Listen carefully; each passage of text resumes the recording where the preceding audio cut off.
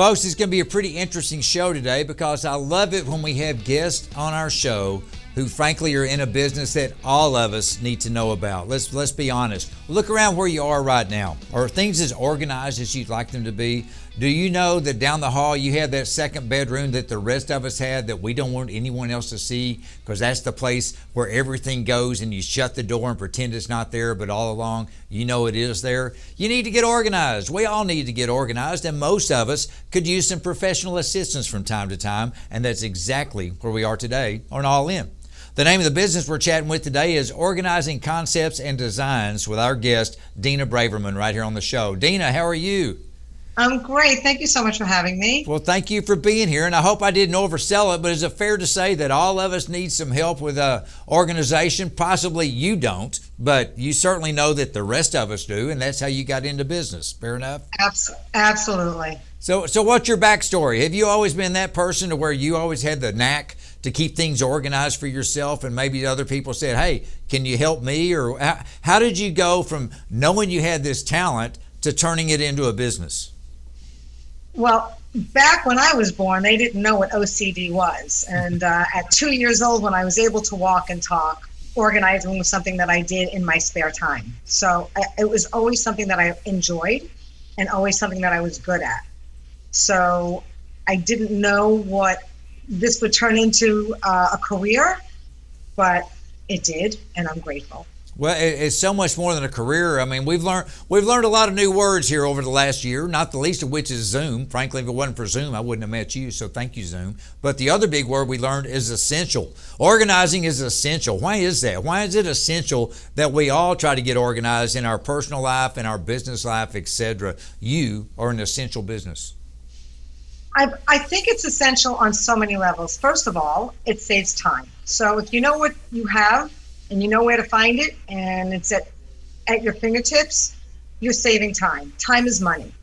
So that's one way it's essential. The other ways are, it's a sense of calm. It's a sense of relief and less stress when you are organized.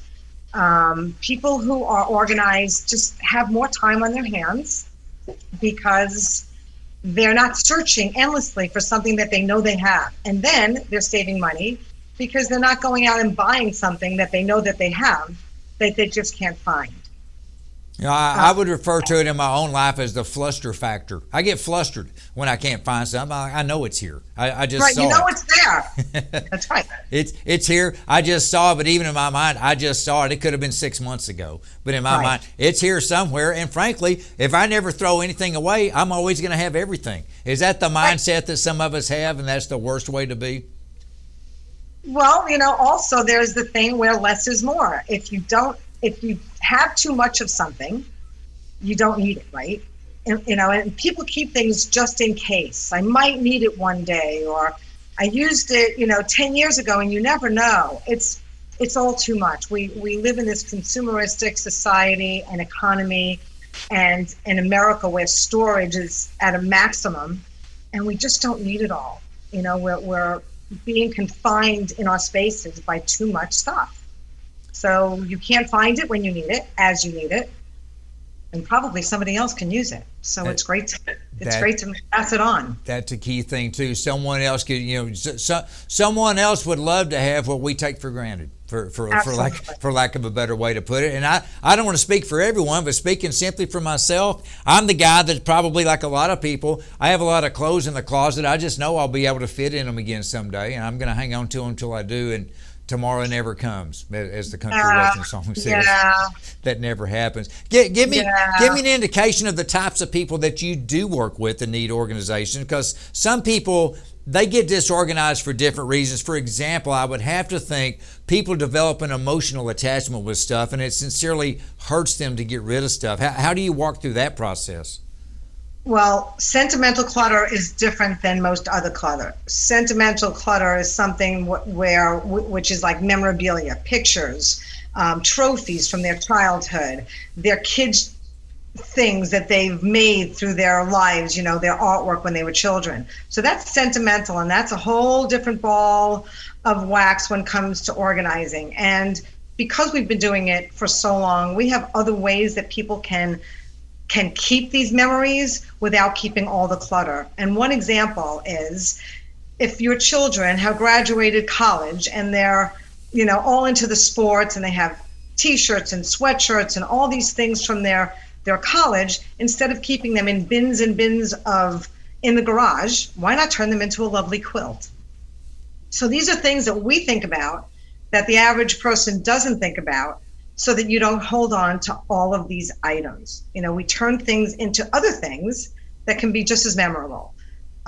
Pictures, we have photo organizers that we work with that can turn these things, these boxes and boxes and boxes of years and years of family history into a digital photo album, onto a USB drive, into a beautiful scrapbook. So there's so many ways that we can turn clutter into other memorable ways to keep it, so that you could actually look at it.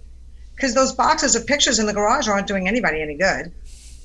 You look at the outside of the box and try to imagine what's inside. And if you're going to imagine anyway, why not look at a nice photo book and all the memories come flooding back? Certainly more so than staring at a plastic box with dust all over it. I get Exactly. that. Hey, Dina, let me ask you this. I'm curious, and you're the perfect person to ask. With everything going on in the world for the last year and a lot more people spending a lot more time at home, whether they were furloughed or all of a sudden working at home, kids are studying at home, people spending a lot more time at home, did that help your business simply because people are spending a lot more time at home and they get looking around, seeing how cluttered it is and realize they need some help? Did that help you out professionally a little bit? It changed it in percentages wise, because we spent a lot of time during COVID bringing people back into their home. So we had to make sure that they had a place in their home, that they could be productive and effective in their work situation. So we had to make a space for them where maybe there once was none. Make it, functional and accessible, and knowing that the kids are also home doing homework on Zoom or what have you, making a space that there's boundaries set so that the children aren't walking in when the parents are doing their work, especially when they're on Zoom. So we had a lot of that. And we also had a lot of moving last year. We were moving a lot of seniors who were in assisted living communities back into their family homes or apartments or condos because they felt trapped. They couldn't have loved ones visit. They couldn't leave. They couldn't use the facilities, the amenities. So we did a lot of moving last year. You mentioned seniors. I'm curious, how does it work out when you have seniors and it's time for them to downsize and maybe move somewhere else, but they've always been holding on to stuff because they just know the kids are going to want this someday and the kids don't want it someday, and it's a little bit of a conflict where the parents are hurt because the kids don't want it. How are you able to help people deal with that situation? Every case is different, but we work with them and we explain to them and we show them by working with them and by talking to their children while we're in the process. Ask your children now, do they want this huge, big brown piece of furniture that you got from your parents? And they're going to say no.